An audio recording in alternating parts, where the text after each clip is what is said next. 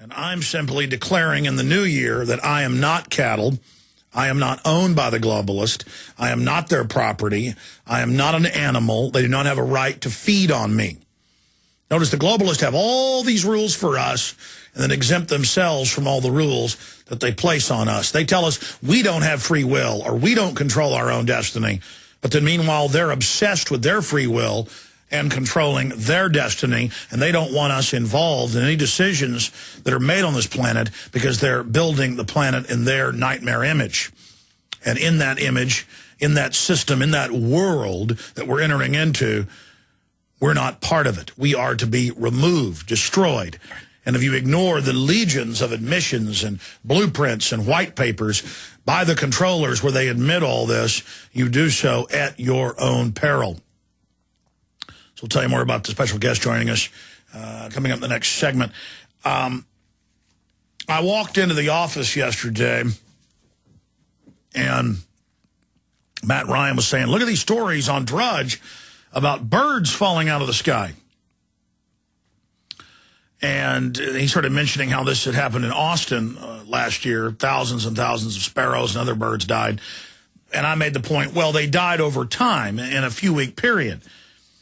But when you see something like what happened in Arkansas, it's very suspicious. And in the past, it's been proven that it's been associated with chemical, biological, radiological tests that have been done.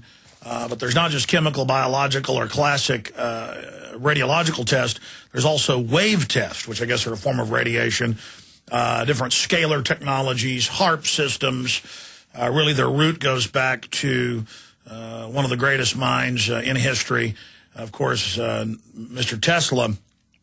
There's also been a big fish die-off nearby, and this happened on New Year's Day, and it started getting attention yesterday on Sunday into today. Is mass bird and fish die-off connected to government testing? That is the question. And Paul Watson and I threw together this article quickly this morning. I've got Watson adding some more links to more modern admissions of secret chemical, biological, and radiological testing that's been declassified or leaked because it's important to really show people a wide spectrum of examples.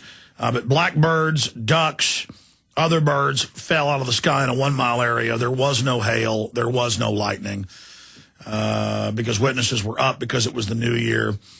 And I know in Arkansas and Oklahoma particularly, and I was trying to dig it up this morning. For some reason, I couldn't find it because it's about 9 years old. And you have to remember the exact headline or you can't find it. But remember 9 years ago, it was in the Daily Oklahoman and a bunch of other papers, quote, biological threat testing was part of the headline. And they had Cessnas and other aircraft, quote, spraying biological weapons simulants all over the state. And then it turned out it wasn't a simulant. It was Subtilis globigii and one other bacteria directly in the literature linked to abortions in all mammal species, from rats up to horses, dogs, humans, you name it. And, well, we're going to read over Watson's article when we come back. Then we're going to get into what's happening in the new year, all of the draconian legislation they're trying to now enforce. Boehner's promise to try to repeal government takeover of health care in their first 2 weeks in the new legislative session. It's all coming up. Stay with us. You know, I spend a lot of time covering and discussing secret chemical, biological, radiological tests that are done on the American people. Because there are tens of thousands of declassified individual instances, thousands of declassified programs, and we know that that is only a small thumbnail sketch of what's really going on. The globalists see themselves, that's why it's important to know history, the globalists, the social engineers, see themselves as societal engineers, but more importantly, as scientists. And they see this as a scientific control grid that they've set up, so they need data. They need to test. And while they're gathering data, they're also training cadres of scientists and technicians that will put a small child in a chamber and radiate them to death, that will march U.S. Army soldiers into a chamber and nerve gas them, all declassified, that will spray bioweapons in the New York subway, that will spray bioweapons in the San Francisco ship channel, that will spray bioweapons on White Rock, New Mexico, that will spray bioweapons on Oklahoma City. Thousands and thousands and thousands and thousands of programs, tens of thousands of individual instances. And when you bring this to someone who's under mind control, that is the general public, because there's not just chemical, biological, radiological testing, there's also societal, psychological confusion, warfare through the television, the reduction of the language, the chemicals and biologicals that are added, things like fluoride that's an adjuvant, an accelerant, and all the other trace chemicals they're adding. This is a giant mind control grid. And it's all about compartmentalization, need to know. And it's all about keeping the public in the dark on the giant eugenics program while they test the soft kills, while they train the public to prepare for megadeath, while they train the public to prepare for mass culling and a future without humanity. Notice how they're romanticizing that everywhere. They're getting you ready, your subconscious mind, to accept it so you don't resist during the first accelerated phases of the next level of this. Now, the big trump card we've got is we're aware of the program, we're aware of the enemy's operations. They think that because it's so horrific, despite the fact it's publicly available information, that the average person will be so subconsciously horrified that they will engage in Crime Stop or doublethink and convince themselves it's not real. And I believe in you. Plus, I know it's not going to even take a majority of people to beat these globalists. It's going to take folks that are willing to understand it and face what we're dealing with. Now, that said today, is mass bird and fish die-off connected to government testing? And we see these reports all the time. The first thing you need to understand is they've done studies with these no-stick stovetops. And when you first heat them up, they off-gas, and it will kill most species of bird. Because very small trace amounts of toxic gases will kill a bird because of their whole metabolic system and their constitution, that will not kill a polar bear or a rat or a monkey or a Homo sapien sapien. That's why they have canaries in coal mines. And this entire weekend, it was chemtrail central. The entire sky was sprayed from end to end. They then expanded. It blocked a wet weather front from coming in to central Texas and stopped us from getting the rain we needed. The planes always show up ahead of a front. And remember, we have literally, it's got to be more than 50 patents. And I've got to stop the obsession with research and go ahead and put out the eugenics film. I mean, chemtrails are 100% confirmed. How they do it, how they load it, how it all works. It's compartmentalized. Over a decade ago, knowing their program of compartmentalization, need to know, I knew it had to be mixed with a jet fuel. That way the airlines don't even really know. It's up at the executive level. The pilots don't know. It's not special aircraft doing this, though the military now admits they do have some special aircraft. The Department of Energy has some as well. There's been a giant, at least 18-year secret weather modification program going on to alter Earth's atmosphere because we've been exposing it. Now John P. Holder, the White House science czar, has begun to come out with some of this because it was hurting them too bad to just flatly deny it all. So, I mean, while the average person's sitting around talking about how sports only matter or how their 401k matters and nothing else, we're living on a planet where a eugenics, mass-murdering elite openly are modifying the atmosphere. They've got hundreds of secret torture sites all over the world, mind control facilities at Camp X-Ray on record, where they're manufacturing Muslim terrorists. That's why they grab up 14-year-old kids off the battlefield and take them there for 5 years, then release them to be al-Qaeda commanders, and then they're untouchable. It's the same thing with Anwar al-Awlaki, but again, it's hidden in plain view that he hangs out secretly at the Pentagon getting orders, even comes out in Fox News. Nobody gets in trouble. The average Fox News viewer just doesn't even register it when they hear it. Just like the massive weather modification program. But that's only a subset. We know about declassified chemical, radiological, biological testing, including lethal testing, going on at an accelerated rate from the 1920s through to today. People who say they couldn't get away with this, they haven't. Most of it's public. People who say they couldn't get away with the 9/11, it wasn't declassified until the 1980s. In 1987, when the program started, upwards of 500,000 women on record sterilized in the United States secretly. Babies murdered at birth because they had poor mothers. That's now been declassified. But before it was ever declassified, they had newsreels promoting the murder of babies at birth, and we have clips of that in English from the United States in 1930 in my film Endgame Blueprint for Global Enslavement. The simulated murder of a newborn baby and how good it is. That they were showing people that. That's why Hitler was loved in America. Because he praised America. He praised Margaret Sanger. He praised all the eugenicists. He praised the Rockefellers. He was the savior. But we're supposed to forget that. My grandfather told me about growing up in Dallas, and all the time on the radio, mainline, they played Hitler speeches and translated it and said how great Hitler was.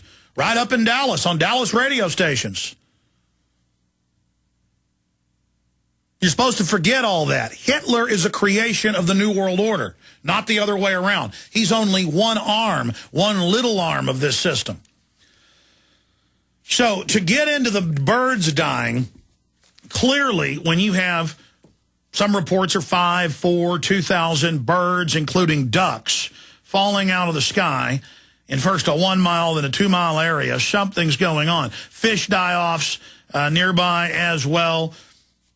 These have always been associated with chemical and biological testing. It may only hurt a big old 150-pound, 200-pound human, but a bird gets a whiff of it, they're going to die. It made national news back in 1997 when hundreds of witnesses, including police and others that we interviewed on air in Belton, Texas, north of where I sit, saw helicopters with spray canisters flying over the small town and neighborhoods, and people got violently ill, and it ended up being a national news story. They do this stuff right out in the open to test the troops, to test the pilots, to test the media, to see what they can get away with. And now they've set the precedent to just do this stuff right out in the open. And when it comes out that, oh, yeah, up into the 1990s, they were nerve gassing our troops to death. Oh, yeah, and, you know, in 2003, they were taking foster kids and testing chemicals on them and even killing some of them in New York State. So what? And it sets the precedent. And I have sat here with mainstream news in my office, bringing up chemical, biological, radiological secret testing. And the talk show host, the news presenters, the Nightline people, MSNBC, they look at you like you're crazy. So I hand them mainstream news articles about it, and they still laugh at you. See, they can't face it. They say I'm crazy, even though I have all the admissions. Because if they ever admitted up to this, they'd have to do something about it. But because they subconsciously feel powerless against the government, they go ahead and deny it. Or they make excuses for it. Oh, those are isolated incidents. Oh, those were just rogue scientists. Really? Why don't they ever go to prison? Why do they get promotions for it? I'm going to come back, go over Paul Watson and the story I did with him. Stay with us. I know I spend a lot of time on chemical, biological, radiological secret testing, but when you know that the government from the highest levels has been giving the orders, at least since the 20s, to secretly murder people in the name of science, it tells you everything you need to know about these people. And then nothing that they say or do matters anymore, because you understand that presidents come and go, but this scientific dictatorship continues. And then you find out, by discovering history, you are empowered. you find out it's the Rockefeller family more than anybody, but also the British royalty and others who on record funded the modern sciences from a eugenics perspective of how to dominate and control populations and how to give life extension technologies to their own families. It was Rockefeller grants in a quest for 30 years that discovered DNA and the double helix. Watson, the main discoverer of it, is on record saying blacks aren't human and being a big Nazi. And the media always knew this. They could read his books. That's why I put out Endgame 3.5 years ago, calling out Watson. And then about a year after the film came out, he made statements about blacks being basically stupid and not being fully Homo sapien sapien. And he had to resign from Cold Springs Harbor Human Genome Project. What's Cold Springs Harbor? That's the Rockefeller Institute on Eugenics. And the German office was the Kaiser Wilhelm branch.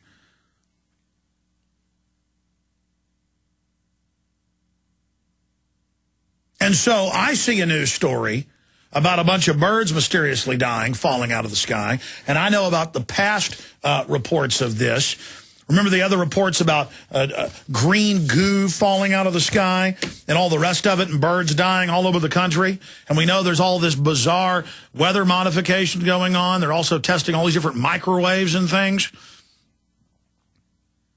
Is mass bird and fish die-off connected to government testing? 1977 Senate hearing found that U.S. government had infected hundreds of cities with biological agents. But they tell you that the TSA needs to put their hands down your pants and now scan your credit cards and copy them and confiscate your Christmas calendar because it's to keep you safe from Al-Qaeda. But the government's been spraying the public for a long time. Oh, but again, that's to protect us too. A mass die-off of birds and fish in Arkansas, which prompted a response by U.S. Environmental Services, has residents asking questions about the cause. Could secret government testing be responsible for the carnage? You know what I find interesting, and we need to get callers from BB and other areas where similar things happened, not just in that town. We're getting reports from other towns. Were there already a big influx of people in the town the night before? Did you see government trucks with their hazmat suits in the front seat? Oklahoma City, 9/11, First World Trade Center attack, 93. They always have a drill right before. What did the deputy head of FEMA, Mr. Kennedy, tell ABC News on 9/11? Oh, it's a good thing we got here on September 10th and we're already ready and had moved things out to the front of the pier in the command center. And then the media was like, what are you talking about? So a day later they said, oh, that was a mistake. FEMA wasn't there a day before. Forget what he said. Remember that? Remember that? And then it got declassified a few years later. Oh, you bet. It's true. It all happened. FEMA was running a drill called Tripod 2, a drill where they had moved out the day before into command centers, simulating an attack on the World Trade Centers. The way you'll know this is a staged event, for sure, is if the hazmat teams or advanced teams were already there on New Year's Eve.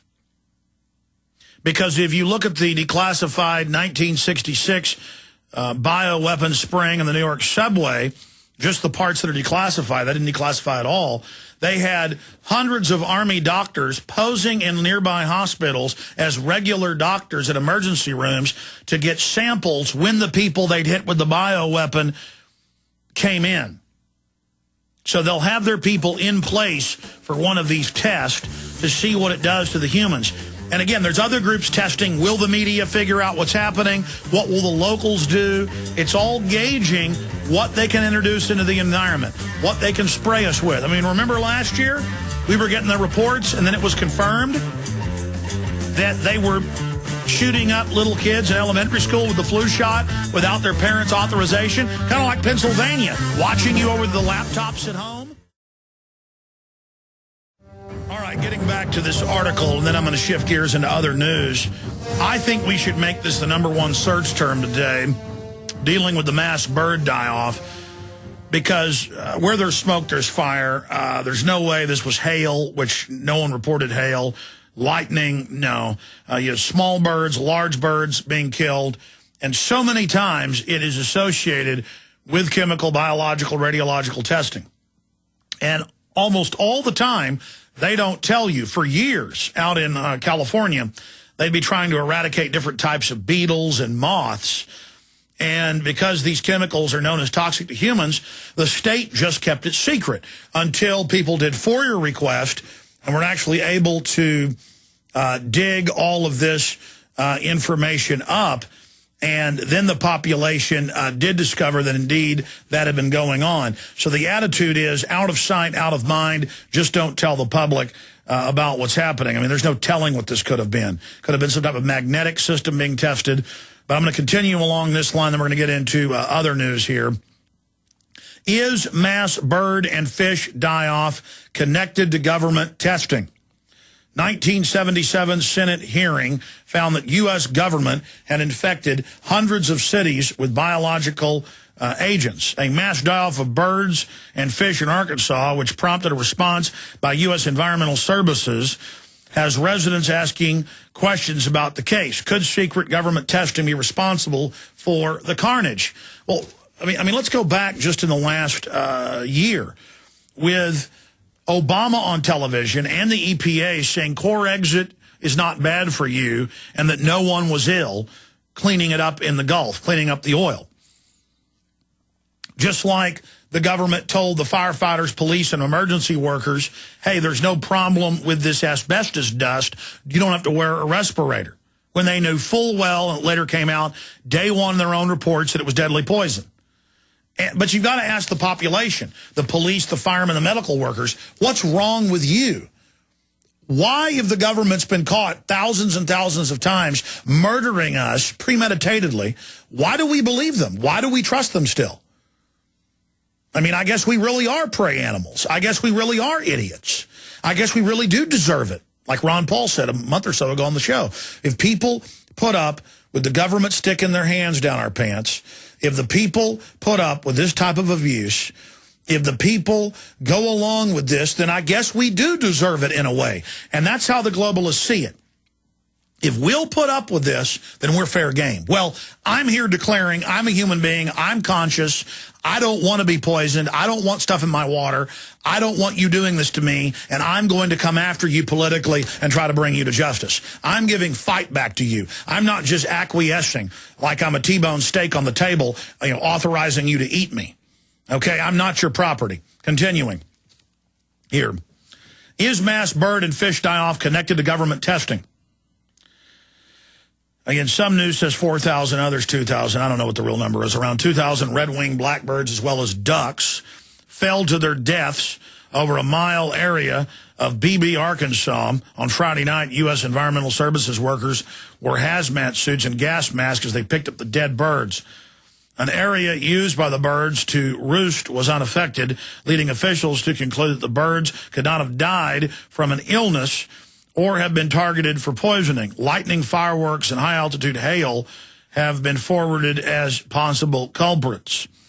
But no hail hit the ground. I've been in Iraq and back and not seen anything like this, BB resident Jeff Drennan told local Fox 16 News on Sunday.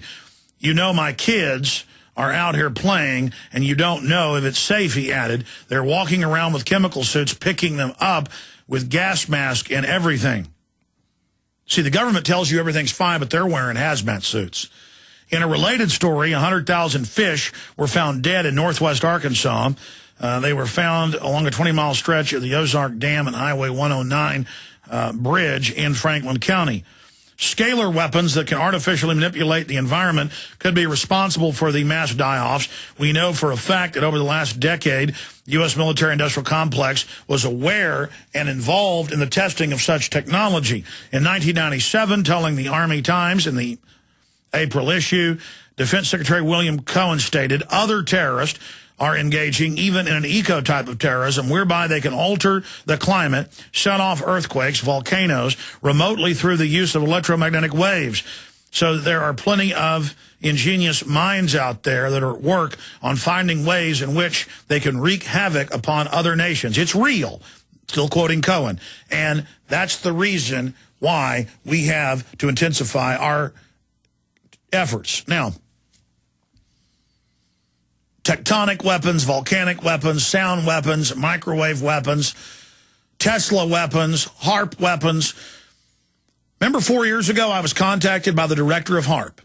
Out of the blue, the director of HARP would like to come on your show. In fact, I want to contact them again up in Alaska and try to get them back on. Then the day of the interview comes.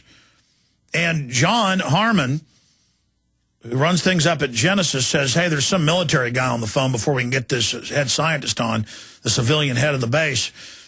And he goes, all right, I will be sitting in during the interview. If I don't like what I'm hearing, the interview may abruptly end, or I may cut the audio off. You don't have to talk to me. And I said, well, I wasn't told about this. I mean, you guys contacted us. Well, the director would like to come on your show. The director likes your show. And I said, okay, whatever. So we go on air, and only once, and luckily it was going to break, he cut the guy off. And once we went to break, he said, I don't like where this is going. What did the director of, it was a colonel. What did the director of HARP say that made the colonel in the Air Force cut him off? He said, oh, sometimes we ignite the atmosphere on fire at night with HARP. I mean, this is the type of technology they've got. And just like they've denied all the weather modification, now they're starting to admit a lot of that. I know that Ben Livingston, it was declassified, what, 7 years ago, that Ben Livingston was the father of weather weapons and that he'd flown into typhoons over 200-mile-an-hour winds after World War II, himself the first person to fly into them. Hurricanes, he'd flooded the North Vietnamese out. He could make a huge thunderstorm and a flood out of a clear sky in hours with just a few aircraft. And he certified for the Naval Weapons Laboratory and Stanford Research that they could create, control, destroy, weaken, whatever they want, hurricanes. And he came on my show because it had just been declassified so he could talk about it all. I saw him in a Midland newspaper talking about, why don't we just knock out these hurricanes? We had it certified in '67 that we could do it. Why, with just 8 aircraft, I could have knocked out that Katrina. It was right after Katrina. And they just declassified a bunch of it so he could talk. I called him up, got him on the show, flew him to Austin. But, boy, after those interviews aired, he got some phone calls and said, sorry, I've gotten calls from people. I'm not coming back on your show. National security. He'd say no to my producer politely, and I'd call him up at home. Come on, Mr. Livingston, please come back on. No, I'm not going to do it. Not going to do it. And it was right after that time that Kay Bailey Hutchinson came out and said, oh, we're going to have a weather modification board, a Senate committee to do all of this. So, I mean, the point is there's a lot of stuff going on the public isn't being told, and we know that the government has done everything you can imagine to the American people over and over and over and over again. And so why do we trust them? The whole government should be abolished. The whole thing should be removed. Everything should be declassified. Get all that pus out of there. Heal the wound. But instead, under national security, it festers and festers. Under Homeland Security, the system is now just gobbling up our entire economy. And Watson's article just goes on through many examples of this. And he's also added the full-length version from YouTube, from a director's channel, of Endgame, Blueprint for Global Enslavement. In fact, I'll show you on air right now the article. If you go to prisonplanet.com, you can go to the site, and the top story is on prisonplanet.com, is mass bird and fish die-off connected to government testing? And now they brought me another report. I went over a similar one earlier. Dead fish cover 20 miles of Arkansas River. And, of course, this is up there where the birds are dying as well. State officials on Monday were investigating why 80,000 to 100,000 fish washed up dead on shores of the Arkansas River last week. But that could be unrelated because of a oxygen problem or toxicity or some type of virus. But it is suspicious because the bird situation is just very bizarre. But if you scroll down on the PrisonPlanet.com article, is mass bird and fish die-off connected to government testing? You will see at the bottom of the video, Endgame, Blueprint for Global Enslavement. And that film cost me over $100,000 to make. It covers only about, I don't know, 25 or 30 declassified nerve gassing of U.S. troops, radiating of U.S. children, Israel radiating 110,000 of their children, murdering many of them, the Nazi experiments. But it covers from the globalist own admissions why and how they're doing it. It's almost a 3-hour film. And I'm begging you to go get the free film at the bottom of this article and to get it out to everybody you know. You may know all about this stuff, but your friends, your family, your neighbors don't. And we can use a viral story that a lot of people are discussing right now. In fact, it's been the hottest search term the last 2 days running is the dead birds. We can use a variant of that to get millions of people. That's just one punch we're throwing. Doesn't mean it's going to defeat the globalist, but resistance is victory. If you're listening to this radio show, look in the mirror. You're the solution. You are the resistance. And I'd said that for a long time, and so had many other leaders in fights against tyranny before they kind of ruined it for us with T3 or T4. You know, this is John Connor, and if you're listening to my voice, you are the resistance. No. I kind of stole our thunder there. But if you are listening out there, you are the resistance, and resistance is victory. Is mass bird and fish die-off connected to government testing? Well, I haven't done a search term in about 3 weeks. And people have been asking me to do them, and I can't think of a better one than dealing with eugenics.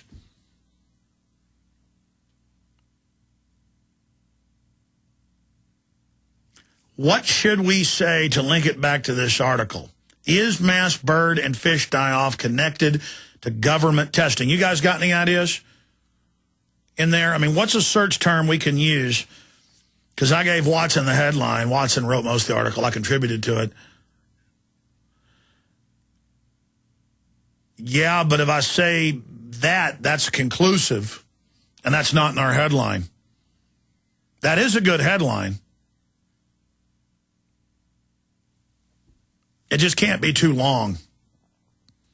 Is mass bird and fish die-off connected to government testing?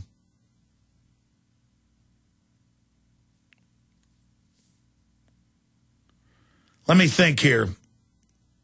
A lot of times if I think and just throw one out, that becomes the search term. I got to be careful. An army of great activists are out there just waiting by their keyboards. Is mass bird and fish die-off connected to government testing?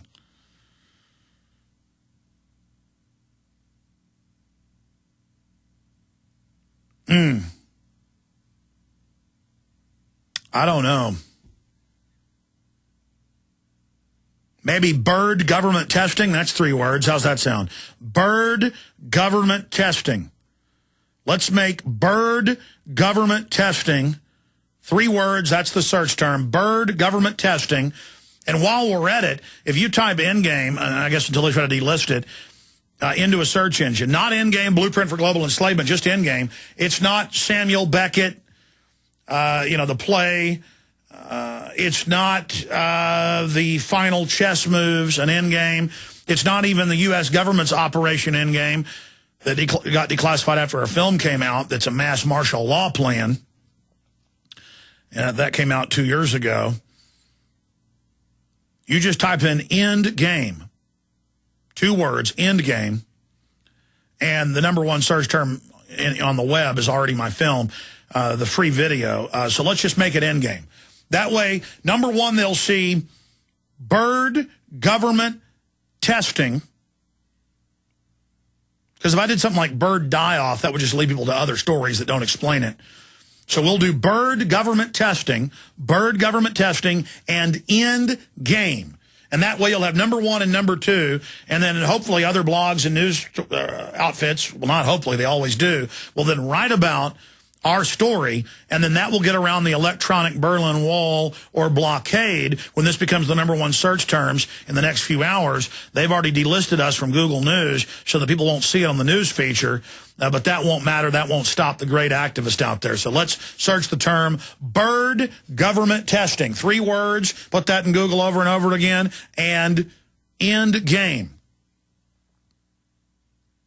And we could do the third search if you want, because they've got hot searches, but then also hot topics. We could have a number 1 hot topic. If it's so long, it'll be a hot topic.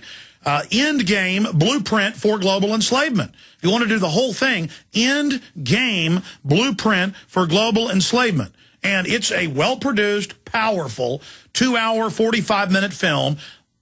And the top link, in fact, let's show folks. Let's go to the devilish CIA Google right now, live on screen.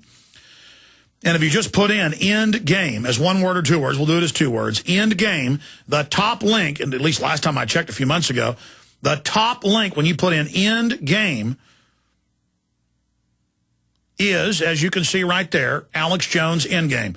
So the top 3 links, yep. And then there's a Hollywood movie called Endgame, that's number 4, the number 5 is us again. So there you have it. We're already number 1 there, just naturally. So we're just augmenting and creating a synergy there. Search the term end game as 1 word or as 2 words. Technically, end game is usually 2 words. Yeah, let me search that and make sure. Yes, 2 words. End game is your second search, and then bird government testing is the other search. And then if you want to have the number 1 hot topic, we can just have end game blueprint for global enslavement. And then people will be led, when they're interested in looking into the birds, they'll be led to the number 1 suspect. I mean, if a group's done this tens of thousands of times we know of, including lethally killing citizens premeditatedly, capital murder, then why wouldn't they be the number 1 suspect? See, there's a mental block that's been engineered into people not to look at reality.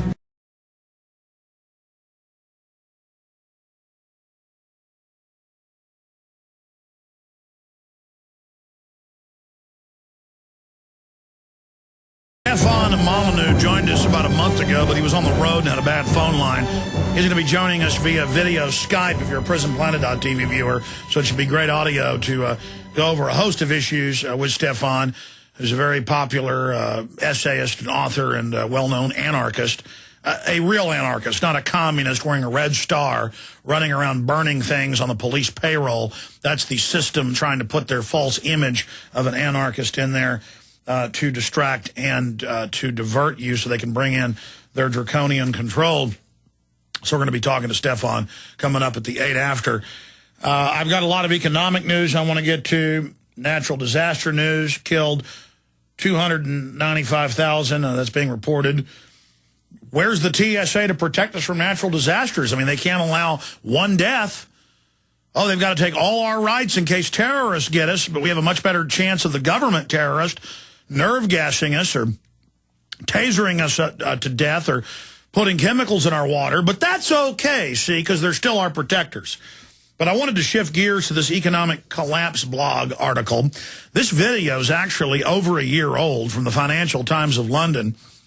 But notice a year later, so much of what he's talked about came true. I'm not going to play the whole thing. It's 10 minutes long. But it's in the article up on Infowars.com and PrisonPlanet.com titled, George Soros, the United States must stop resisting the orderly decline of the dollar, when that's all we have left. Globalism promised us milk and honey. Now we're deindustrialized. All we have is the dollar and the coming global currency and the new world order. Now, simultaneously, his Huffington Post, which he openly finances, Media Matters openly finances them, they say that I'm a raving lunatic and none of this world government exists. Just remember that. We've got some huge weather modification news coming up here in just a moment. But you noticed, if you just joined us, we were playing a clip of George Soros a year ago in an interview with the Financial Times of London, a video interview, saying that we must give up the dollar as the world reserve currency, which will devastate the average American because we have no industry to speak of compared to what we have. We're so dependent on the dollar as the world reserve currency. Here's an example. We pay $3 a gallon. Europeans are paying $7 on average because they don't have the world reserve currency. Okay, got that figured out? And he went on to say China must own the New World Order. They must own it. Well, here's an article out of the Sydney Morning Herald today.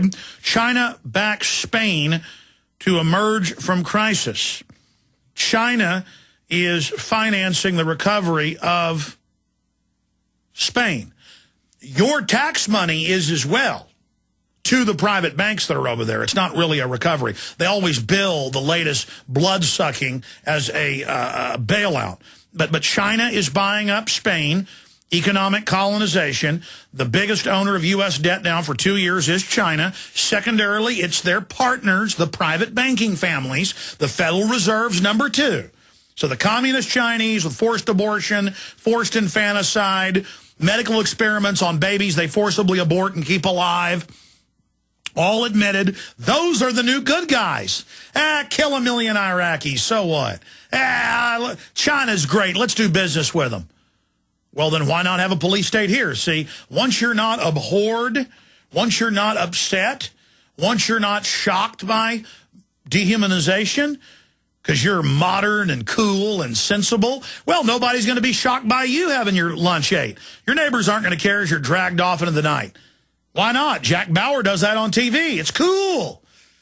As long as they lick boots, everything's okay. So China backs Spain to emerge from crisis. China is confident Spain will recover from its economic crisis, and Beijing will buy Spanish public debt despite market fears of an Irish-style bailout, a top Chinese official said Monday. Why are they doing that? Well, what did Soros say? This is so important. What did Soros say a year ago in that Financial Times of London video interview? He said that the beginning of the end of the dollar would be marked by China moving away from the dollar in international commerce. It's a long 10-minute clip. You can go watch the full clip. Now, China 3 years ago started creeping away, buying a basket of other currencies and not buying as much U.S. currency. Now, going back 3 weeks ago, they have begun doing all trade with Russia in their own currency, in the Chinese currency. So that's it. That's the big signifier. That's when gold and silver started shooting up. That's the game plan. So the beginning of the end of the dollar has begun. The globalists may have some curveball in the middle of all this, but their stated policy is global coordinated devaluation, not just of the dollar, but every major currency in concert together until they bankrupt them all and bring in the Bancor SDR global digital currency, and we'll pay our carbon taxes and VAT taxes to these monsters. Now, here's Bloomberg. U.S. yield spreads fall below rest of the world. The last 3 months, the Chinese and the Russians have gotten rid of the U.S. AAA rating for U.S. bonds. But it takes a while for a big elephant to die. Or at least it's already dead, but for its body to cool off. But for the first time on record, investors are demanding a smaller premium to own U.S. corporate bonds than global company debt. Bondholders demanded 166 basis points in bids, yields, to hold U.S. investment-grade company debt instead of Treasury, so it's continuing. We've been set up to be butchered. And we probably will be, because the average adult's still sucking their thumb, only talking about sports. But before I go any further, we've been covering the mass bird and fish die-off and asked the question, is it connected to secret government testing? That'll be my first question for Stefan Molyneux here in just a moment before we get into other issues with him. But Tim Frugier, the back office shipping department manager, ran back in here And he said, have you seen the Mail Online, the Daily Mail newspaper? And I said, no. I'm going to show it to you right now. Have scientists discovered how to create downpours in the desert? And then the next graphic says ionizers produce charged particles into the desert air. Negatively charged ions rise with the hot air and attract dust. Moisture condenses around the charged dust. Eventually, this turns to cloud, which produces rain. Now, that's terraforming. Terraforming is a planet that's unlivable, technically, geoengineering. Now, there was a Nobel Prize winner, in 92, with the patents for chemicals to be added to jet fuel to create a cloud system over the Earth that would actually heat the Earth. I read to you Secretary of Defense Cohen in Army Times talking about tectonic weapons they've developed. It came out, last year? In fact, search the term. Israelis testing underground nukes to create earthquakes. That was in the Israeli newspapers. I mean, there's all sorts of craziness going on. But then we talk about it, and we're nuts. You talk to the average yuppie, and they just say this doesn't exist. I mean, if you told them a Model T car exists, if the government didn't give them the okay to talk about it existing, they'd say you were nuts. Scientists, again, have created 50 rainstorms in Abu Dhabi's Al Ain region just last year alone. And that's what they're admitting they're doing. So governments, I mean, they have a treaty back in '77 from the UN about this, banning it. Why would they need a treaty if it didn't exist? I've had the father of weather weapons, Ben Livingston, on the show, meteorologist. It's all there. And in our eugenics film, only one chapter. And it'll have more chemtrail info than anyone's ever put out. It's got all the patents, how they do it, how they operate. It's all compartmentalized. The average airline doesn't even know. It's added to the jet fuel manufacturers. And that's why 20 years ago, jets didn't leave trails that lasted more than a minute or two. Now they last for hours and hours and create that haze. I watched it yesterday. This is mass terraforming, creating bizarre weather. Then they offer their solution. Total government control. They want to be God. That's what eugenics is all about. But here it is. Have scientists discovered how to create downpours in the desert? And then they just go on and admit the whole thing. And when you look at these towers, this is what the Atlantic Richfield 1960s HARP patents state, is that it was weather control by ionizing the atmosphere.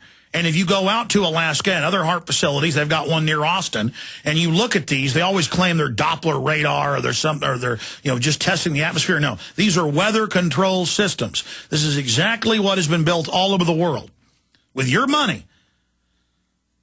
And, of course, we have a nice photo of the Queen of England hanging out with the Sheikh in the United Arab Emirates. They're enjoying their weather control there, just completely disgusting. All part of playing God and controlling our atmosphere. Very interesting information. So this is all going on. So if we have a government that admittedly thousands of times has run tests, in some cases thousands of times per test, so we're in the tens of thousands, hundreds of thousands overall, nerve gassing troops, radiating foster children to death, and every major government does it. What is that all really about? Setting the precedent that the control freaks are God, that we're animals, creating cadres that will follow orders to kill upon order?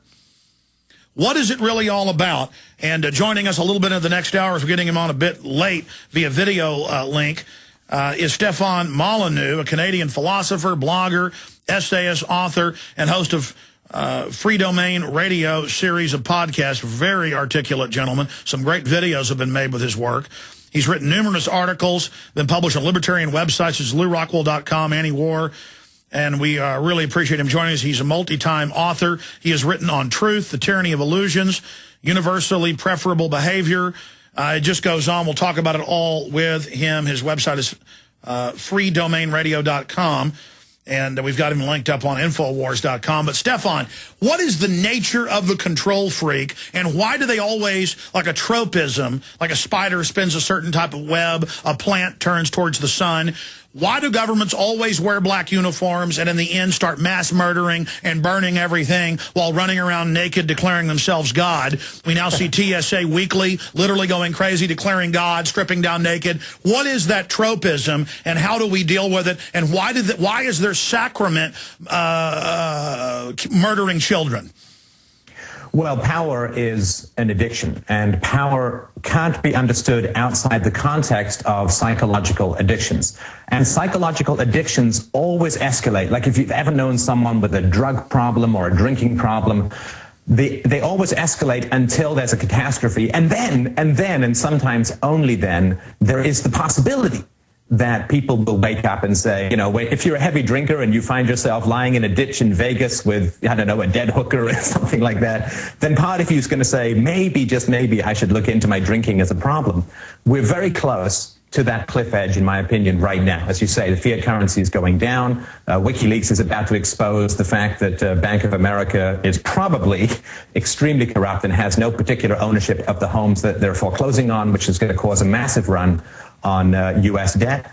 And so we're right close to sort of waking up in the ditch in Vegas and saying to ourselves, what are we doing by putting these nut jobs with guns at the center of organizing society? And how could we expect the initiation of force in the solution of social problems to come up with anything other than all of these series of catastrophes and disasters for the common man?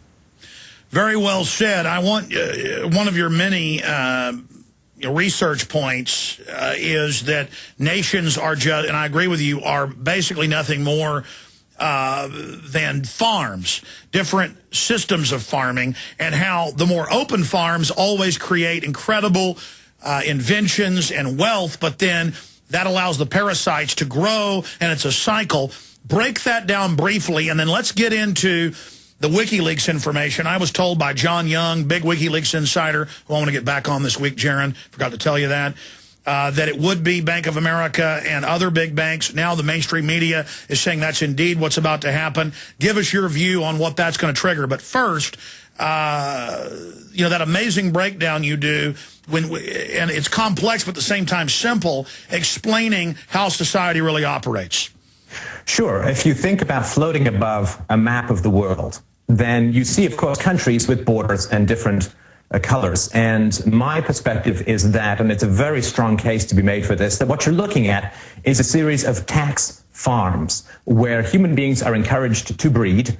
And then when they breed, for the most part, their children are taken into the care of the state. In other words, to break the parent-child bond, most people are forced, because of high taxation, two parents are forced to go to work in the marketplace, which means that state-run or state-licensed daycares take over the children, which is something that the church in its wildest dreams could never have imagined. And then these children are brought up with adherence to the state as parent, and then they're told that the state is there to help them and there to take care of them and there to organize things, and they're made afraid of freedom. In other words, if you can convince your livestock that out there beyond the field is nothing but predators and danger, then you don't actually even need to build a fence, because they'll all just stay in the invisible electronic fence of propaganda. And so people grow up, and one of the amazing things that has happened in the democratic or crony capitalist model, which is what the US and most of Western Europe is currently running under, and my home tax farm of Canada, is that they realized that if you don't force someone into an occupation, which was the feudal and the Roman model, if you allow someone to choose his own occupation, he's going to feel a lot more free, and he's going to be a lot more productive because he's going to have enthusiasm. You can't make slaves enthusiastic. You can't make serfs enthusiastic. But people who become lawyers and doctors and accountants and podcasters have an enthusiasm because they believe that they're in control of their own lives. But of course, unless you control the currency, unless the citizens control the currency, there's no freedom, either economic or political whatsoever. So because we are allowed to choose our own occupations, we're that much more productive. We create that much more wealth, which is a story since the Industrial Revolution. However, that wealth is then further taxed and further taxed to create a massive and bloated slug-like leech of a ruling class that hangs off the economic jugular of the citizenry until, like a cancer, it grows to the point where it overwhelms the host. And that's what, of course, is happening with the government. But and that's the crossroads that we've now entered. Will we kick the giant, parasitic, vampiric slug dripping with pus off of us, or this slug has mind control beams through the television, its eyes blink, teaching you to love it and see it as a beautiful blonde. But I mean, can we break the conditioning and see that it's a, vomit reeking slug, and will we pull it off of us and then, crawl away and, get some substance and survive, or will we succumb to the slug and let it fully suck us dry with its scrofulous mouth? First of all, I'd like to thank you, Alex, for really getting behind my metaphor and giving it a good push. I think that really propelled it to a new height. We absolutely can, because we have mind-freeing rays called internet data packets, which people can get information that previously was completely unavailable. So we can, but there's no certainty that we will. That depends upon the actions and commitment and intensity of individuals. And this is the kind of problem that does not appear to happen in a catastrophic way until it's almost too late. So getting people to wake up to the rumblings at the top of the mountain saying there's going to be an avalanche, there's going to be an avalanche, and people are like, no, it's just snowing a little, it snows sometimes. That's the challenge that we have to do, to remind people that we're not crazy for saying, wake up and act. Absolutely. Stefan Molyneux is our guest. We're going to come right back with him and get his view on these big WikiLeaks announcements. The next salvos to come out, reportedly, on Bank of America. Stay with us, GCNlive.com. It's a test case.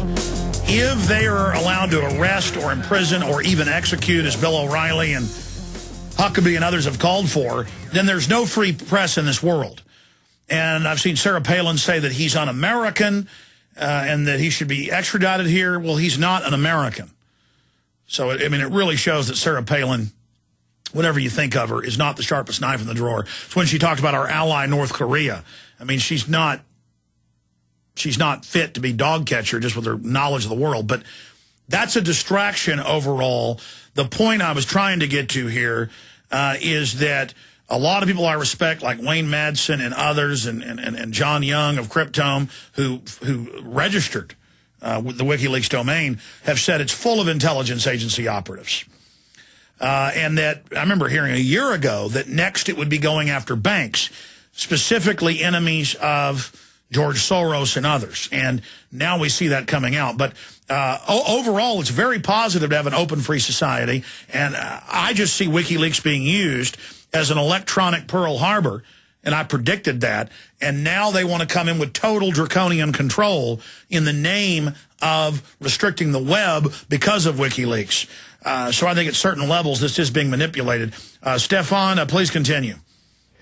Well, I think that the WikiLeaks is interesting because the revelations about the war in Afghanistan did not meet with much outrage from media pundits. The revelations about the spying on UN members and other nasty things that were going on in American intelligence community was not met with much outrage. Now the outrage is really boiling over because this is going to cut to the financial jugular of the fiat currency system. Because what happened, of course, as you know, is that people took out mortgages with the banks packaged them up, and basically took a cup of liquid, blue liquid, and put it into the ocean. In other words, they spliced and diced all of these mortgages and sold them in bits and pieces all over the world.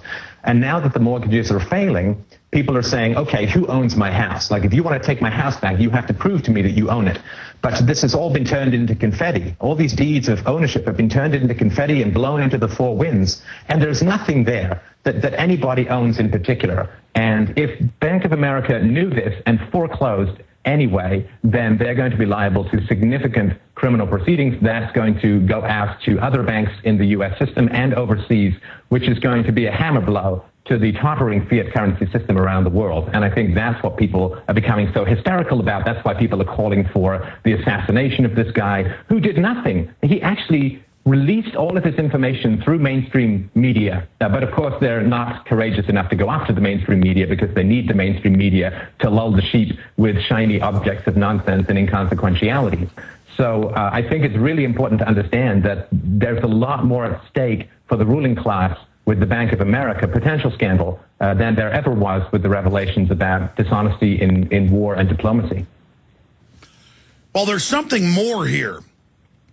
And I want to get your take on this, Stefan, that this too big to fail has been their plan since the Federal Reserve Act of 1913.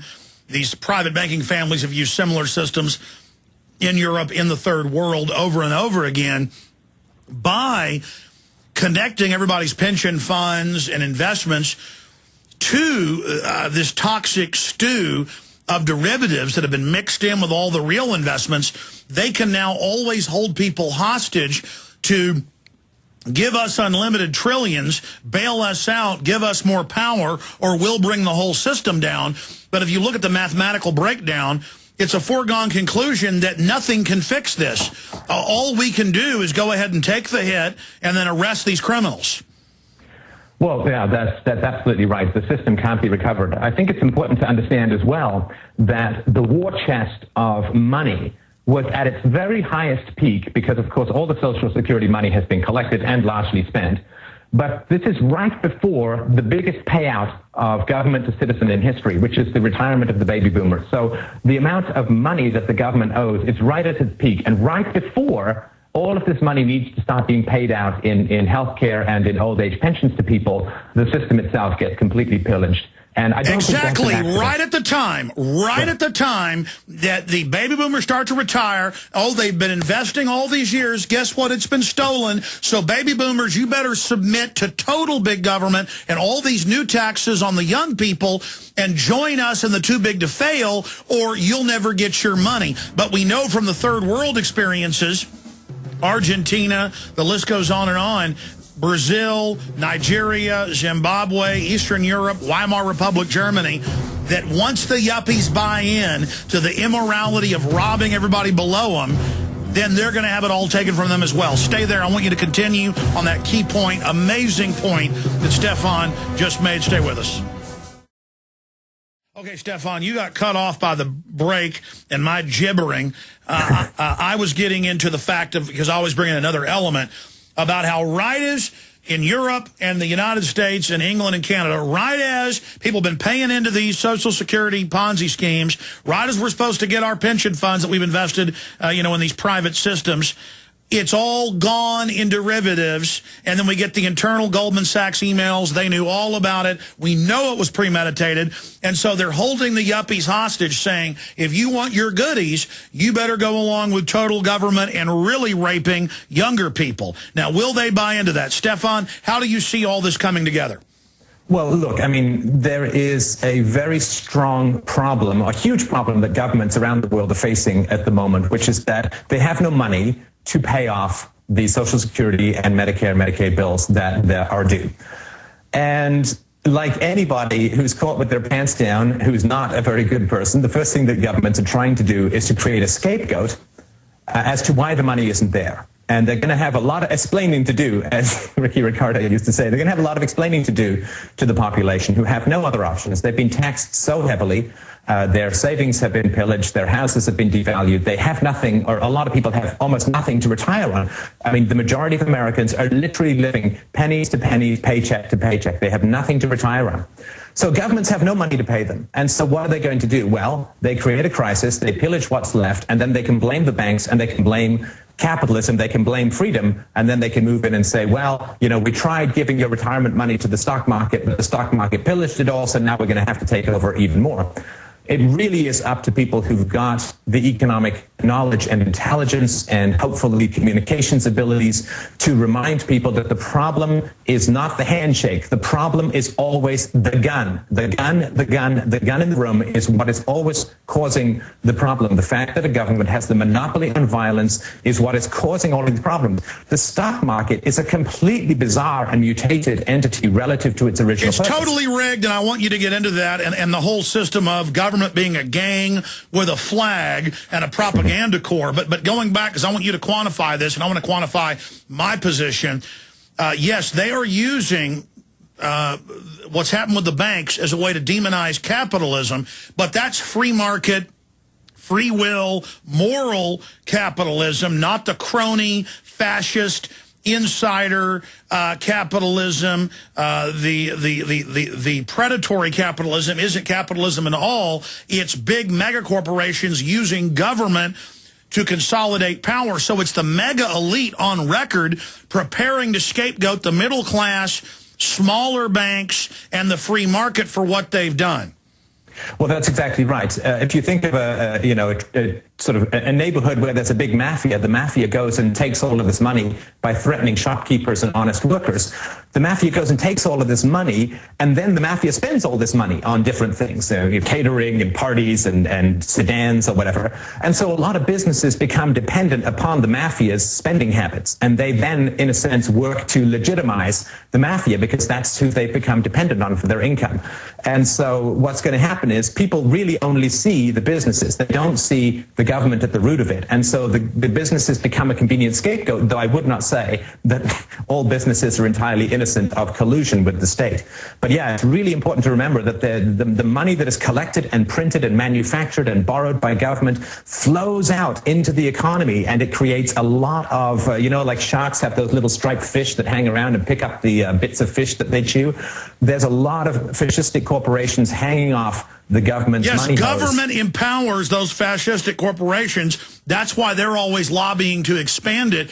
And out of 100 largest economies, almost half of them are not countries. They're now private corporations. So that's my issue with pure anarchists sometimes, is they see a company as a company when they really operate as a government, and then they create artificial clones of real moves to liberty. They create privatization, but it isn't really privatization. It is a private group now becoming quasi-government.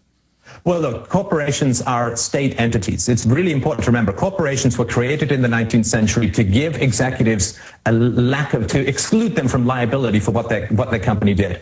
And in return for this exclusion of liability, the corporate executives agree to pay taxes, right? So it's a bribe to the government in the form of corporate taxes in return for the exclusion from liability for whatever their companies do.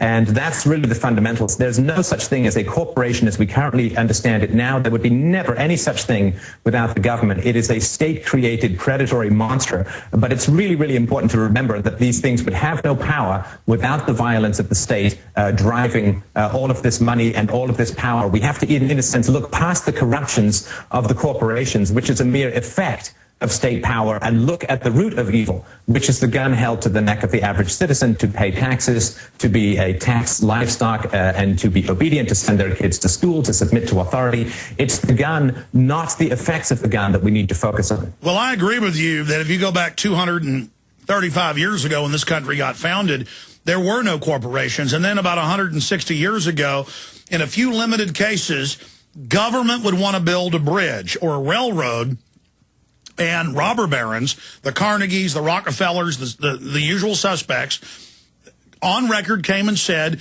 give us a corporation then for liability protection, and it would only be for the life of the construction project.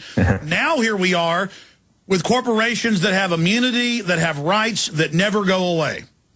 Well, yeah, and look, executives get to take the profits out of a corporation, but they don't have to pay losses back into the corporation. It's a one-way money tunnel. And that, of course, is a pretty sweet deal. It's the private equivalent of the Federal Reserve in that you can make money and you get to keep the winnings. But if you lose money, the employees and the taxpayers, the employees and the stockholders are the ones who get shafted. So again, it's really easy to look at corporations because they're more visible and they're what we actually deal with. And corporations, you can also have some small effect on them through boycotts, which you can't have through government. But to me, the problems with corporatism are a distraction from the real cause of it. I think if you think of a sort of stream coming down a river, if somebody's pouring bucket after bucket of pollutant or blood in the top of the stream, then there's going to be all these problems downstream. And we're always distracted by looking at the problems downstream and saying, well, how are we going to clean this? How are we going to fix this? How are we going to make this whole again? But what we have to do is go to the source where somebody's pouring all this pollutant, and that is the state. The corporate problems are an effect of the monopoly of power and currency and counterfeiting that the state holds. And it's really important not to be distracted by the effects of power and continue to drill down to the actual source of all of this, which is the monopoly of force that the government has. Well, I tend to agree with you. But, I'd like to give you the floor in the last 20 minutes or so that we've got left, Stefan. I mean, I've got some other questions to get your perspective on this. I mean, how do you see this ending? Where do you see this going?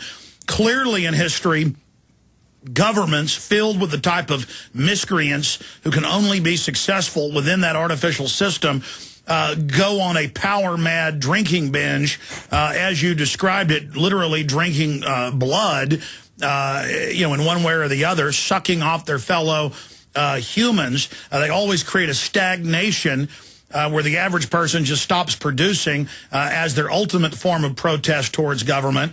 I mean, where do you see this ending? I mean, clearly government is entering the depths of insanity right now.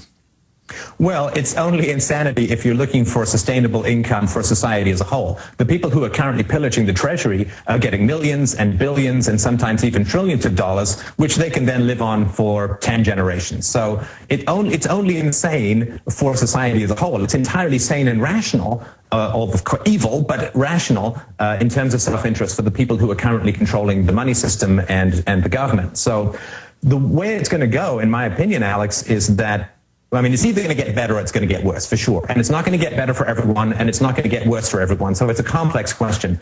Again, I want to reiterate to your point about, people, buying subscriptions and so on. It is really important that we support people either directly or indirectly, or become one of those people who are out there talking the truth to power. I think it's really important. So it is up to the actions of individuals. That is exactly, there's no inevitability in history as there is no inevitability in anyone's personal life. It is entirely based upon the choices you make and the commitments that you have. That having been said, I think that what's going to happen is pretty predictable, which is that the dependent classes are going to get the short end of the stick, to say the least, right? So the people who are retiring, the people who are dependent on welfare, the people who are dependent upon the government largesse, just as at the end of the Roman Empire, they get truly shafted. And what happens is the government, Obama and people are going to get on the TV and they're going to say, well, this is a terrible situation. The bankers stole all the money. We as the government, we're just so helpless to do anything about it. And so what we have to do together is we have to get on a war footing with scarcity. So we have to, all buckle down. We all have to share the pain. We're going to have to share accommodations. We're going to have to eat cat food. We're going to have to, not have as much food for our pets. We're going to have to eye our goldfish with tartar sauce. We're going to have to do all of this pulling together. And this artificial war and togetherness is going to be created because of all the scarcity that is coming down the pipe for the people who are dependent upon state power. I totally agree with you, by the way, and we see how this is premeditated because they've been preparing the green austerity and the rationing and training the younger people that it's really sexy, and so they're getting everyone prepared that it's cool to have austerity. I mean, if you go to Whole Foods, literally every time I'm in there every few months, half the magazines are how cool austerity is and how cool it is to lose your house and how bad it is to have money. Yeah, so they will also then be sicked on anybody who's been able to not be completely destroyed by this system. Yeah, the fat will always teach the hungry that starvation is a virtue. That's how they sort of maintain themselves. And some people will fall for this and say, well, we're now in a war against scarcity and we've all got to pull together. But some people will simply run out of patience and there will be the inevitable riots and there will be the inevitable blockades. I mean, up here in Canada, when they tried to reduce some of the farmers' payouts, these subsidies for farming, which are so destructive to the world economy as a whole, and particularly to third world farmers who can't compete with free food dumped on their lands, they tried to cut the subsidies to the farmers. The farmers all took their tractors and drove at 3 miles an hour up and down the highways, basically killing the entire economy. So there is going to be an escalation of resistance over time. There is going to be an escalation of violence. It's too late to prevent that, in my opinion. But what we can do is basically, once the gun comes out of the holster, it's going to be a lot more evident to people when we've been saying for years and years and decades, when we've been saying there's a gun in the room that you don't see. It's not a social contract. It's livestock. You are expendable. You are owned. You are harvested like a crop. It sounds nutty when people see Obama giving handshakes and being charismatic and presentable and wearing a suit and not fatigues. But when the guns come out, as they're going to come out when the dependent classes rise up against this scarcity. When the guns comes out, not only will people see the gun in the room that we've always been talking about, but the fact that we've always been talking about it and now it comes gives us a kind of credibility that can really help. And by the way, they're already training us that when the gun comes out, it's for Al-Qaeda. But then when we get the internal documents, it's all about us. This whole grid is for all of us. We'll be right back. We're going into very serious times, but I'm kind of looking forward to it. This slow rotting, this marination in this false reality that only big government can create has made us weak. And we don't really learn about our mettle until we get tested. The Drudge Report is top linked in red to our story. I was just over visiting drudgereport.com and looking at these stories about hundreds of youth running around, rioting inside of a mall and gunshots outside. And now the news is, and the police are saying it may have been organized on the internet. Oh, so the government needs to censor the web now. Well, how about using social media for flash mobs for liberty and freedom, not for lawlessness? But I was over there looking at those stories that I was going to cover next hour after our guest leaves us. And, you know, dead fish cover 20 miles of Arkansas River. Thousands of birds fall from sky. Connected to government testing, question mark. And my only issue, as I said earlier, if government's always been doing this over and over again, why isn't government being looked at? Going back to that question from earlier, Stefan, because I really want your insightful view on this. Why does anyone trust or like government when government is the author of almost all major crimes, the only author of giant mass murder in the hundreds of thousands and millions, when every major government is constantly caught testing deadly chemical, biologicals, and radiologicals on populations? A, why does the public, through, I guess, some kind of, what's the psychological disorder where people love their abusers? Well, Stockholm Syndrome. Yeah, is it Stockholm Syndrome, or Stockholm by proxy, well, I mean, there's that question as I'm ranting here, but then also, why does government again spin this same type of web every time? Well, I think it really is the essential question, because the fundamentals of what we're talking about in the freedom movement are so simple. It's so simple. It is like saying stealing is bad, violence is bad, except in self-defense. This is kindergarten morality, right? Don't hit, don't steal, don't punch, and keep your word. Everything we're talking about is so simple. It's not like we're trying to convince pygmies of Einstein's theory of relativity. We're talking about very, very simple things here. And the question I've always struggled with, Alice, is why is it so hard for people to understand these basic things? And I think there's a couple of answers I'll just touch on briefly here. I don't claim to have a monopoly on the answers, but the first is, of course, the Stockholm Syndrome, that the government raises most people. They spend more time with the government than they do with their parents, than they do with their community. And so what happens is they end up loving the government, so to speak. They end up attached to this authority figure that they imprinted upon. It's like you see those ducks in nature shows that imprint upon an orange balloon, and then they just follow that balloon around. It's just an imprinting. Instead, they've imprinted on the blood-drinking slug. Well, sure, except they see it as a guardian angel or whatever, right? So I think that's the first thing. I think the second thing is that people don't like to try to reduce power, because then they'll find out that they can't, right? So even Sam Harris, who seems a scientist and a rationalist, is talking for, increased government power in the economy and a world government and so on. And why are they doing that? Because people like to feel like they're having an effect on changing things. And every time you go to the government and say, I think you should have more power, the government says, I'm with you, man. I'm with you, brother. 150%. That's a great idea. And then things change. You want to pass another law. You want to raise a new tax. You want to punish someone else. That all works. So people like getting behind that tank rolling down the hill and pushing it because they feel like they're having some effect. You try and reduce the power of government, you'll realize just how little power you really have in your society. Very well said. And the social engineers are masters at steering that foaming at the mouth mob that the Founding Fathers warned us about so much. We'll be right back in 60 seconds with our guest. Stay with us. Stefan Molyneux is our guest, author, researcher. We're going to talk to Stefan for 10 hours. Got a bunch of economic news, geopolitical news, environmental news, a lot of hardcore information coming up. And I've also got a list of points I want to go over before this next hour ends. But in the 4 minutes we've got left, Stefan, I want to thank you for joining us, A. B, other points that you see on the horizon for 2011. Do you think that the awakening, that we can really say 2010 was the year of the awakening, or do you think I'm wrong on that point?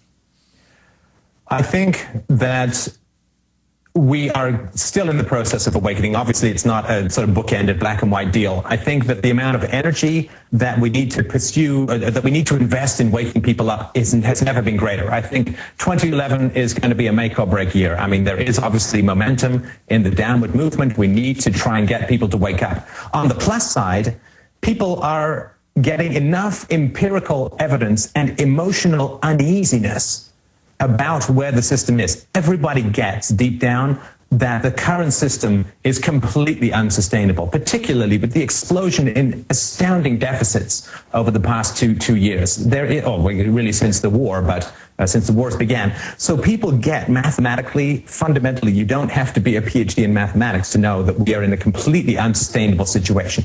Everybody understands this. The unemployed, tragic though it is a wake-up call. You know, the system is no longer working for you. Middle-class incomes have stagnated or declined since the 1970s, since we went off the residuals of the gold standard, and which is entirely predictable. People get that the dollar has lost over 90% of its value since the Fed came in.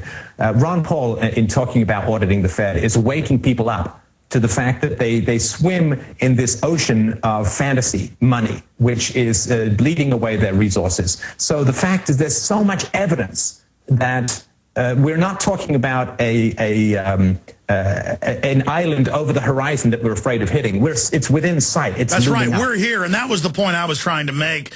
I mean, to quantify it, I'm saying I see 2010 as the time when the momentum began to shift, and I saw a greater amount of awakening in that 1 year than I'd seen in the previous 10. So I see that as a quantum acceleration, but also I see the gun coming out of the holster, as you said, where the Secretary of Defense openly says last week, I don't care what the American people want, or if 65% are against the Afghan war, it's going to continue. I mean, they're really being more brazen.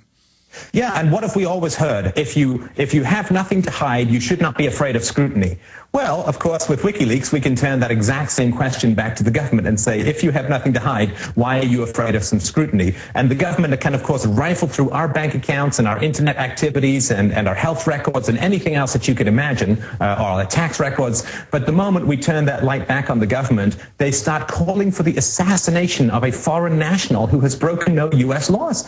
They're calling for a hit. This is something out of a mafia movie, and it's gone without significant comment in the mainstream media. A hit has been called out for on Julian Assange. That is kind of a thing that once you see it and once you point it out, you can't really go back to the cuddly government that's just interested in protecting you from dangerous people overseas. So I think that the violence, the hysteria, the aggression, the panic, and the disasters are accumulating to such a degree that when you say the system is fundamentally broken, people will agree. Now, when you say it's fundamentally unrepairable, people still have a problem, but at least they know that something has to change, and they also don't want it to change for the worse. We still have enough residual of classical liberalism, of libertarianism, of, you could say, even the ancient Greek devotion to personal liberty. We have enough of that residual left that we can still turn it around, but we really have to get behind this wheel and push and push and push. Stefan Molyneux, I want to do 3-4 minutes with you on the other side, because I want you to really be able to boil down your political view, because when you call yourself a classical liberal, that's what I call myself. A modern conservative will think then that we're communist. I mean, they've really changed the terms. So I want to get down to terms and language. All right, Stefan Molyneux is our guest for just a few more minutes. And then we're going to get into the economy, the smattering of other really important news. including these reports that are up on the Drudge Report. In fact, guys, I hit print on these. Will you grab them out of the printer for me? Thank you.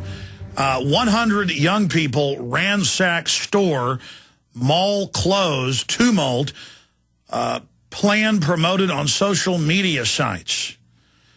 There's also just all sorts of unrest and craziness increasing all over the world. Drudge is also linked to our story asking, are the 20 miles of dead fish and the thousands of dead birds raining out of the sky connected to government testing? Well, that'd be my number one guess. That's our number one suspects. I mean, if government's just engaged in secret radiological, chemical, biological testing over and over and over again, then why would we not look at them as the number one culprit? But going back to Stefan, and if he just joined us, he's an author. He's written on truth, tyranny of illusion, universally preferable behavior, a rational proof of secular ethics, real-time relationships, logic, love, everyday anarchy. It goes on from there. And the website's freedomdomainradio.com. Our websites, of course, are infowars.com and prisonplanet.tv. But again, if you read 1984, he was just covering and putting down in fiction what he'd already witnessed, working for government, working for communist, working for BBC, working for the imperial police in India. And George Orwell, a.k.a. Eric Blair, or vice versa, he wrote about destroying the language, reducing it down to where basically humans just make noise, 5 or 6 noises like a chimpanzee or like a cow. And now I see the studies out all over the world. The language is shrinking. People can't communicate. They take it as threatening if you can form complex ideas. But I don't think humanity is irrevocably broken. But when you say something like, a classical liberal, the average dumbed-down mainline conservative, who isn't conservative at all, they love the big defense budgets, they love it all, they think that means you're saying you're a communist, when a classical liberal is the opposite, aren't they? There's no word left that hasn't been polluted by statism through which you can describe yourself as a freedom lover. So if you say, well, I'm a pacifist in that I oppose the initiation of force, then people think that you just want to lie down and have people go through your pockets and you're not in self-defense. So you can't use that. You can't use anarchist because then people associate that with idiots throwing bombs in malls, as you say, and there's not any particular coherence to that, even though people like Noam Chomsky call themselves anarchists. That's just not how the media portrays it. If you call yourself a liberal, people think that you're into big government programs. If people think if you're a conservative, then people think that you want government to restrict gay marriage or whatever. So we've really been crowded out at the discourse, which is why I simply say I'm a philosopher. There are certain conclusions that I accept as a result of the rational application of philosophy. So I try not to describe my conclusions because I don't want to be identified by the conclusions. Like if you're a biologist, you don't say, well, I'm a Darwinist, right? You just say, well, I accept certain theories of evolution as scientifically valid or whatever. So you don't want to, I think I really try to avoid identifying myself by my conclusions, right? That I accept that a state and society is the only rational and consistent application of the non-aggression principle. There's no group of human beings that you can fence off and give virtually limitless power to and not have it turn out badly. I mean, that's just not a good idea at all. It's not how people organize neighborhood blocks. Like if they want to protect their neighborhood, they don't just give a tank and a bomber and an army to some guy on the street corner and say, well, you take care of it all, because they know that that's going to end up badly. So I try to avoid conclusions. What I try to do is to say, well, I'm a philosopher, I accept reason, I accept evidence, and therefore this is where it leads. And hopefully people will start thinking along those lines. But yeah, you're right, there's no word left that you can describe. If you say, what are you? As, I don't know, carbon-based life form is the best I can come up with. So you're right, the language has been really polluted, and that is a great challenge for people. I mean, I find myself every day, I say I'm exposing the left-right paradigm, because if you can shatter that and show how they divide us from each other so that we can be played off against each other instead of going after the actual social engineers, those that seek to limit knowledge, those that seek to dumb us down so we're more easily managed, But then to even communicate with the general public, I have to use left-right paradigm terms to then even introduce them to new ideas. And again, I don't even claim to have that sophisticated of a worldview. I just know that the direction we're going in is absolutely destructive by any historical, common sense, philosophical perspective. Stefan, it was great talking to you. I look forward to talking to you again in the near future. Good to have you here with us as one of the first guests in 2011. Thank you so much, Alex, and a very happy new year to you and to all of your guests. And let's make this the year where we gain real traction and begin to really turn this thing around in a powerful way. And it's really important that people act decisively and concertedly and intelligently, because if it's not us, who is it going to be? And if it's not now, when is it going to be? The time's running out. So thank you so much for the conversation. I really do appreciate it. Stefan, great having you with us. As John Connor says, if you're listening to my voice, you are the resistance.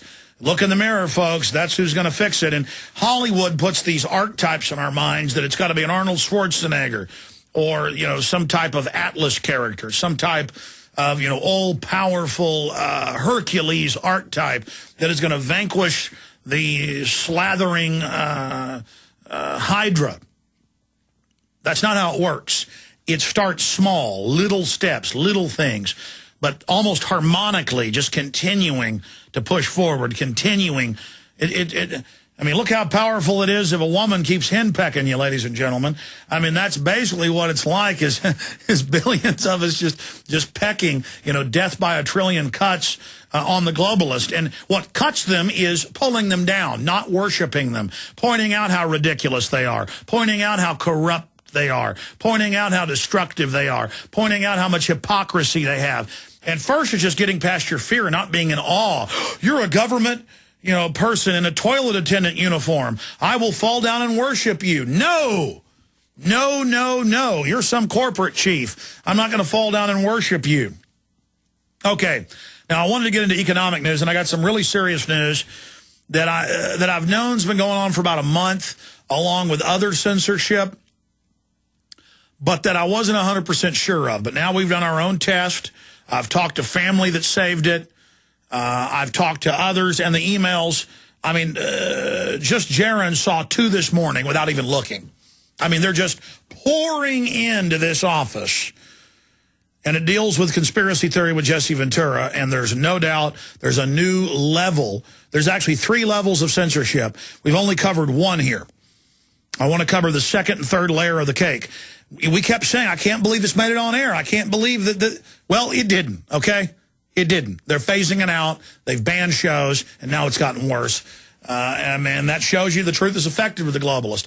I think the globalists kind of arrogantly said, let it on. It's too late for them anyways. They don't care. But then they saw the top ratings. Well, I'll tell the whole story in the next segment. Then I got some other important news I want to cover, and I got an interesting video we're going to be playing here as well. But before we go any further, I played back at the start of the last hour George Soros from a year ago on the Financial Times of London website, a video interview, saying we got to get rid of the U.S. dollar slowly, we got to bring in global government, we got to bring in a global government currency. He talked about how that would be done, how China needs to be the owner of the U.S., and now they are the biggest owner of our debt. Next, the private Federal Reserve. I mean, you can see the method to their madness. And then it continues. China backs Spain to emerge from crisis. That's Sydney Morning Herald. China's now buying up Europe. Foreign banks are buying up Greece. It's all done through fraud. U.S. yield spread falls below the rest of the world. Now foreigners don't want U.S. corporations and U.S. government treasury notes. That's out of Bloomberg. Very serious developments. And sure enough, silver well above $30 an ounce. Stand up for your right. Paul Watson and I just rushed out an article today that only has 15 or so examples of declassified U.S. government chemical biological testing on the American people. But I'm going to get Watson to add Project Shad that went into the 1990s, examples of U.S. and British troops being nerve gassed. There's a lot of other hardcore examples, especially now because the Drudge Report is linked to it in red. This is a great chance to educate people. We've also got Endgame, Blueprint for Global Enslavement, posted the full film for free at the bottom of it, so all these people that aren't aware of this can get informed. We do need to add a description, though, of Endgame as a history of government, lethal testing, so that people know what they're about to see. So I'm trying to get a hold of Watson right now, so I'm intercomming him on the radio live so we can get some of that stuff added to it. In fact, send your mainstream news articles about declassified chemical and biological testing on people to showtips@infowars.com. I know there's thousands of them, and we'll just add a few dozen at the bottom of the article because this story is getting a lot of attention. Going back to Ted Anderson, then I'll get into the conspiracy theory being censored and a lot of other news. Ted, talking to you here in the new year, I mean, look, I had Rolling Stone magazine here, and since they talked to George Norrie about me and he talked about it, I'll go ahead and talk about it now. But I wasn't going to talk about it until it actually got published, but whatever. They were here, and they were asking me, why do you promote gold? And I said, well, look, I've been promoting gold since it was $300 an ounce or less. I've been promoting silver since it was $5 an ounce, and look, it's gone up. I believe in it. I know it's a real commodity. I know that they're devaluing the currency. So it's only a matter of time till until these commodities go up. And so I still believe $31 an ounce for silver is low, $1,400 an ounce for gold is low. Now, we'll see who's right. But for 10 years, in fact, let's put on screen for folks. Matt found a really good one last week, 10-year gold chart. It's parabolic, and it's reaching that point where it goes straight up now. I mean, again, this is not brain surgery. This is not rocket science. This is common sense. And so that's why I feel really good promoting gold and silver.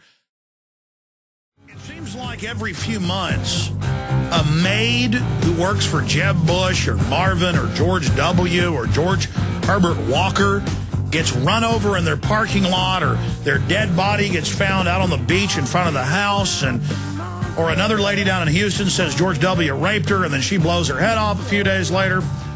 Well, Fox News reports cops have found a former Bush aide. He was murdered, found in a landfill. Well, they just had Fahmy Malek, the Arkansas medical examiner. They found dead cops, you name it, in landfills in Arkansas with their arms and legs chopped off. And Fahmy Malek would say they did it to themselves. That only works in Monty Python, the Holy Grail, I think. It's just a scratch. A man who fought to get the Vietnam Veterans Memorial built and served in 2 Bush administrations was murdered, Delaware police say. John P. Wheeler III, 66, was found dead in Delaware landfill, and his death has been ruled a homicide by Newark, Delaware police. They're asking the public for leads in the case. Was he just robbed by somebody, or did something else happen? Or did somebody want to bury some facts with charities? Wheeler's body was found in Wilmington on Friday after a disposal truck containing his body made pickups in Newark. Wheeler, who lived in Newcastle, was chairman of the Vietnam Veterans Memorial Fund during the Ronald Reagan era. He also held many high-profile government positions after graduating from West Point in 1966. He was an experienced business turnaround consultant. Police believe Wheeler's body had been placed inside one of the bins in Newark before a disposal truck arrived. So there you have it. Here's a new report by Jason Douglas. Great job, Jason Douglas.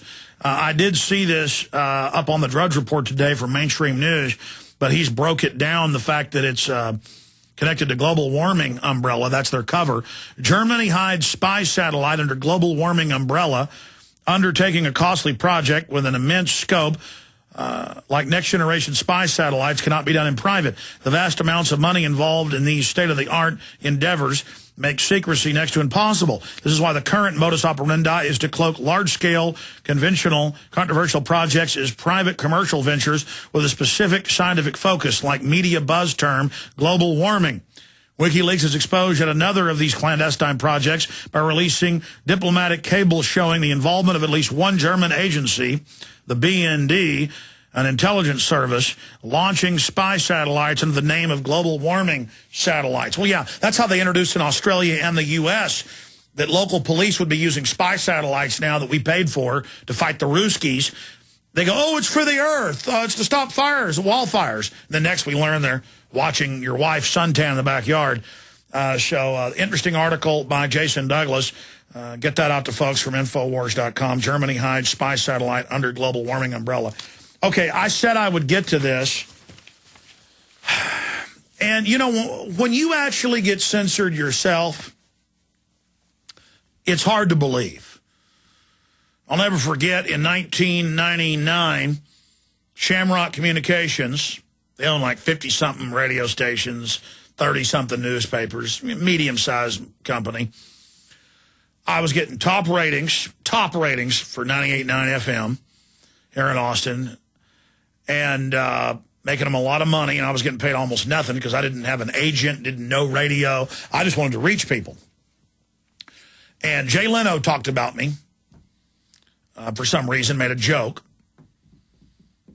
And a bunch of BBC came in to interview me. We were getting a lot of attention. And so the general manager of all the outfit flew down, and he came into the office, and they had a consultant there, and they said, "You're going to cover sex and relationships now." And I said, "But it's 98.9 FM, First Amendment at its best." And they go, "Not anymore. Next week, it's just going to be called talk radio." Because they had new management then at the local station. And I said, well, what am I not allowed to talk about? And they said, no more Bill Clinton, no more Waco, no more Delta Force, no more New World Order. And by the way, don't talk about Governor George W. Bush. And I went, wow. And I found out right before Mark Keister left to go run the YMCA. He was the good guy that hired me, along with a former radio guy by the name of Sharkman was his radio handle, who'd actually been syndicated all over the country and was actually a radio person, and called me. They saw me on Access, said, "You got talent, you want a show?" Boom, of course, it was successful. But they told me no more of this stuff. And about a week later, they said, "You're still talking about this stuff." And I said, well, I told you in the meeting I can't shut up about these issues. I mean, I do this for passionate reasons. And the guy slapped me. I mean, pretty hard, like, "Oh, yeah," and it kind of hurt. And I almost punched him. Big fat guy. Looked like Ron Jeremy. I almost punched him right there. I mean, but I controlled myself because I wanted to reach the people and defeat the New World Order. I mean, I'll go through a mile of you-know-what to fight the globalist. I'll put up with any amount of humiliation. He slapped me. He's like, "Hey, you're not going to be talking like that no more." I mean, almost like that. And I was like, he was an East Coast guy, and I said, okay. Because I knew to at least be passive-aggressive enough to just go, okay, and then keep doing what I was going to do. You know, kind of like the Japanese do. Just, you know, they'll let your produce come in from a foreign country. They just let it rot on the dock. So I let it rot on the dock, and like 10 weeks later, they fired me and got off on it and tried to get me to blow up. And, of course, here I am today. What failures that Ron Jeremy lookalike is. So all of that happened, and I still couldn't believe it. By the way, the day they fired me, the BBC was there again to interview me, and they yelled at me and laughed at me and said, "Get your stuff and get out of here," and did it all in front of the media. And I knew I was telling the truth and fighting the globalists, and I wasn't worried about it. I'd already started doing a show over satellite that was being picked up by stations, so I'd already, started a new operation. It's the information that can't be stopped. It's the signal. And then Ventura's show was going to air last year, and Ventura and I privately did not believe it was going to air. The global warming special proving it was a fraud before Climategate had even broken. The world population reduction plans of Maurice Strong. But then when it did air, Ventura and I decided it got under the radar. And then they started having their stuff robbed and their stuff broken into and threats and things they don't want me to talk about because it's private. And all of this craziness went on. And then their police state episode aired once, normally airs more than 50 times in the next year. Should have already aired more than 10 times since November. They banned it, disappeared it. Then they are not airing the JFK as much. They're not airing the Wall Street very much. And people who believe in DVRs, people who think they're great. I told you many years ago, they watch what you watch. They track what you watch. Many of them have microphones and cameras built in. All the new video games coming out have it. And they track everything you're doing. Now that's admitted. First got admitted 4 years ago, Janet Jackson malfunction. And they reported, TiVo, 2.2 million rewinds, replays within 1 minute of it happening. And the Chicago Tribune asked, how do you know that? So that's what's going on here. That's what's happening. And I got to get to this next video, but when we come back in the final segment, I'll tell you the latest censorship dealing with this. But I barely got time to get to this now.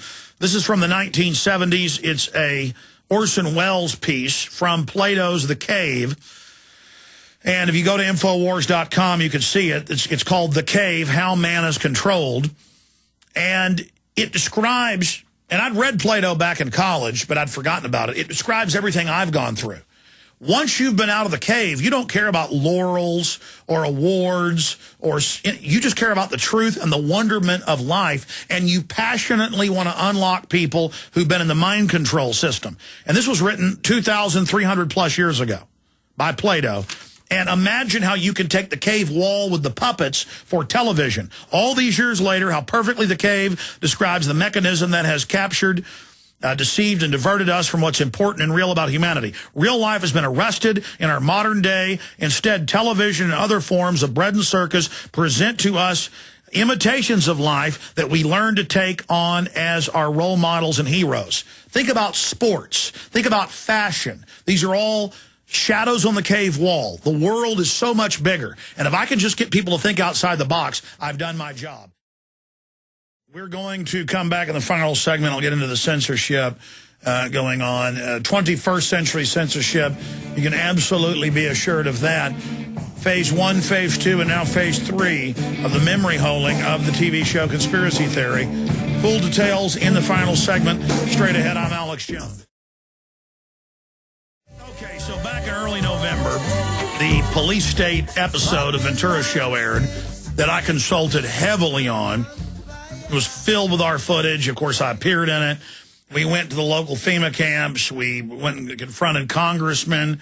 Ventura did. The congressman melted down, denied the legislation, even though they'd introduced it, the Emergency Centers Act. And then Homeland Security and several congressmen started threatening and putting pressure behind the scenes on Time Warner that owns and controls True TV. True TV, and the head of it, what Mark Juris is his name, had never been censored.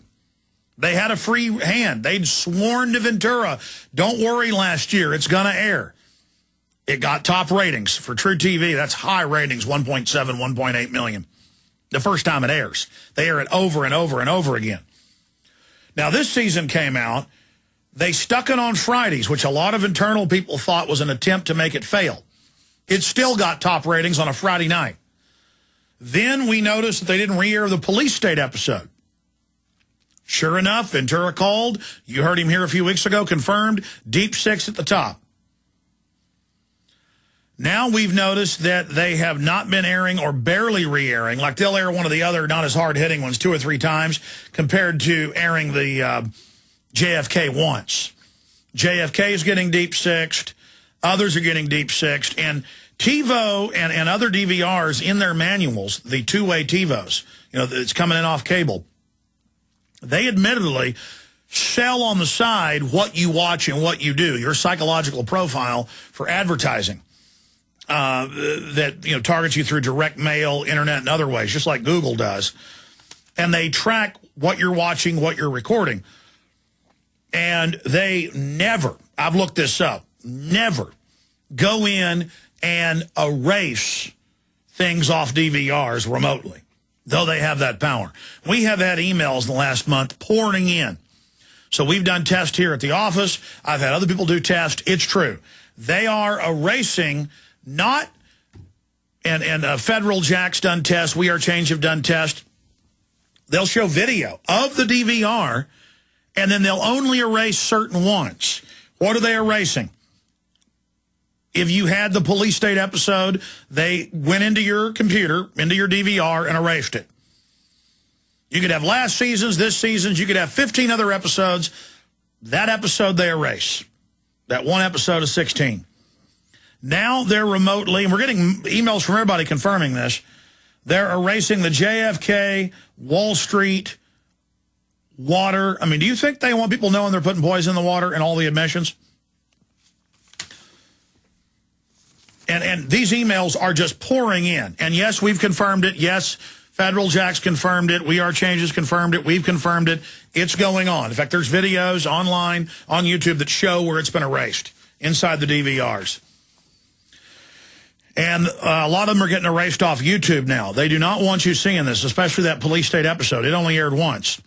Quote, I wanted to bring to your attention all the shows that we recorded on our direct TV DVR of Jesse Ventura's show. Season 1 and 2 were removed without mine and my husband's permission. We do not have any settings on our DVR which would allow or permit the shows to be erased and deleted from our direct TV receiver recorder. We discovered this when we went to see what show was recorded this past Friday. And other emails tell the same story, and it's not all their shows, it's just these. Others say it's just the JFK episode, or it's just the water episode, or the Wall Street. My TiVo erased my JFK episode. I recorded the encore presentation and transferred it to my PC via TiVo VO Desktop 2.7. If you have a network TiVo, then only sure way to keep your program is a TiVo Desktop. It's a shame, but I have had 2 conspiracy theory episodes disappear now. Thank you for your time. Absolutely. This is what's going on, folks. Don't take this information for granted.